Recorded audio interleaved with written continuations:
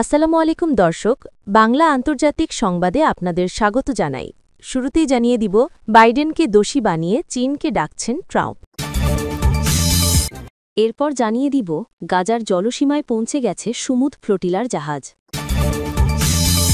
আরও জানিয়ে দিব, একটি ছাড়া সমুদ্র ফ্লোটিলার সব নৌযান ইসরায়েলের দখলে। সর্বশেষ জানিয়ে দিব, ট্রাম্পের প্রস্তাব নিয়ে দ্বিমুখী চাপে নেতানিয়াহু। এতক্ষণ শুনছিলেন সংবাদ শিরোনাম, এবার বিস্তারিত। তবে আপনাদের কাছে ছোট্ট একটি অনুরোধ, এই ভিডিওটিতে একটি লাইক এবং কমেন্ট করে জানিয়ে দিন কোন জেলা থেকে বা কোথা থেকে আপনারা আমাদের এই ভিডিওটি দেখছেন এবং শুনছেন। বাইডেনকে দোষী বানিয়ে চীনকে ডাকছেন ট্রাম্প। যুক্তরাষ্ট্রের থেকে একসময় মিলিয়ন ডলারের সয়াবিন কিন্তু চীন, নানা কারণে সেটি থেমে আছে। এর জন্য সাবেক প্রেসিডেন্ট জো বাইডেনের ওপর দায় চাপাচ্ছেন মার্কিন প্রেসিডেন্ট ডোনাল্ড ট্রাম্প। তিনি আশা ব্যক্ত করছেন, 4 সপ্তাহের মাঝে চীনের প্রেসিডেন্ট শি জিনপিংয়ের সঙ্গে বৈঠক সেরে বিষয়টির ফয়সালা করবেন। বাইডেনকে ঘুমন্ত আখ্যায়িত করে ট্রাম্প জানিয়েছেন, চীনের সঙ্গে হওয়া চুক্তি কার্যকর করেননি সাবেক প্রশাসন। চীন বিলিয়ন বিলিয়ন ডলারের কৃষিপণ্য কিনতে যাচ্ছিল, বিশেষ করে সয়াবিন। তা হয়নি শুধু আলোচনা না হওয়ার জন্য। বুধবার 1 অক্টোবর ট্রাম্প তাই শীঘ্রই বৈঠকের ঘোষণা দিয়ে রেখেছেন। ট্রুথ সোশ্যালে মার্কিন প্রেসিডেন্ট ট্রাম্প বলেছেন, আমাদের দেশের সয়াবিন কৃষকরা ক্ষতিগ্রস্ত হচ্ছেন। চীন কেবলমাত্র আলোচনার কারণেই কিনছে না। আমরা শুল্ক থেকে এত বেশি অর্থ উপার্জন করেছি যে আমরা সেই অর্থের একটি ছোট অংশ কৃষকদের সাহায্যে ব্যবহার করব। আমি কখনোই আমাদের কৃষকদের হতাশ করব না। বাইডেন প্রশাসনের উপর দায় চাপিয়ে ট্রাম্প বলেন, স্লিপি জো বাইডেন আমাদের চীনের সঙ্গে হওয়া চুক্তি কার্যকর করেননি। এরপর জানিয়ে দিব, গাজার জলসীমায় পৌঁছে গেছে সমুদ্র ফ্লোটিলার জাহাজ। ফিলিস্তিনের গাজাবাসীর জন্য ত্রাণ নিয়ে যাওয়া গ্লোবাল সমুদ্র ফ্লোটিলা নৌবহরের 24টি জাহাজ এখনও গাজার দিকে অগ্রযাত্রা অব্যাহত রেখেছে। এর মধ্যে একটি জাহাজ মিকেনো গাজার আঞ্চলিক জলসীমায় প্রবেশ করেছে। বৃহস্পতিবার সকালে ফ্লোটিলার লাইভ ট্র্যাকারের মাধ্যমে এ তথ্য জানা গেছে খবর আল জাজিরার। অন্য 23টি জাহাজ গাজা উপকূল থেকে প্রায় 50 থেকে 60 কিলোমিটার দূরে অবস্থান করছে। এর আগে গতকাল বুধবার রাতে ইসরায়েলি নৌবাহিনী ফ্লোটিলার 13টি জাহাজ আটকে দেয় এবং সেখানকার 37 দেশের 2 শতাধিক অধিকার কর্মীকে আটক করে। আটক ব্যক্তিদের মধ্যে সুইডিশ জলবায়ু আন্দোলনকারী গ্রেটা থুনবার্গও আছেন। ফ্লোটিলার মুখপত্র সাইফ আবু কেশেক জানিয়েছেন, আটক হওয়া 13 জাহাজে 201 জনের বেশি কর্মী ছিলেন। তাদের মধ্যে স্পেনের 30 জন, ইতালির 22 জন, তুরস্কের 21 জন এবং মালয়েশিয়ার 12 জন রয়েছেন। ইসরায়েলের দাবি, আটক ব্যক্তিদের একটি বন্দরে নেওয়া হচ্ছে এবং তারা নিরাপদ ও সুস্থ আছেন। 40টিরও বেশি নৌযান নিয়ে গঠিত সমুদ্র ফ্লোটিলা একটি বৈশ্বিক মানবিক প্রচেষ্টা, যার লক্ষ্য গাজার ওপর ইসরায়েলি নৌ অবরোধ ভেঙে ত্রাণ পৌঁছে দেওয়া।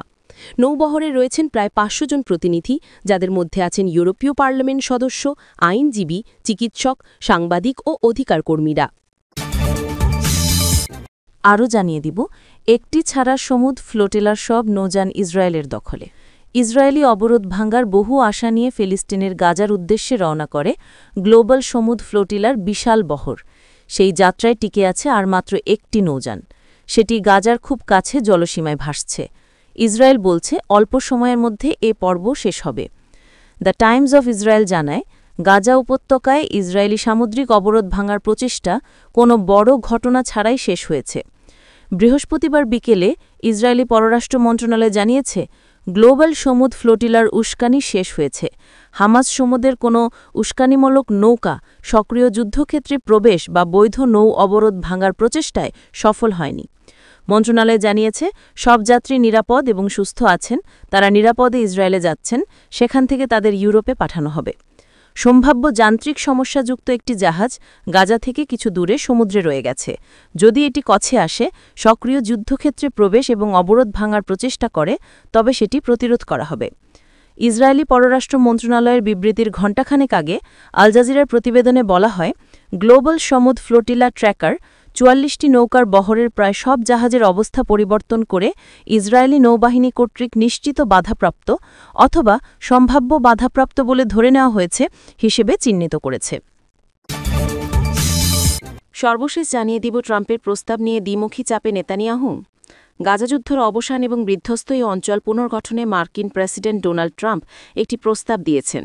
সেটি মেনেও নিয়েছেন ইসরায়েলের প্রধানমন্ত্রী বেনিয়ামিন নেতানিয়াহু।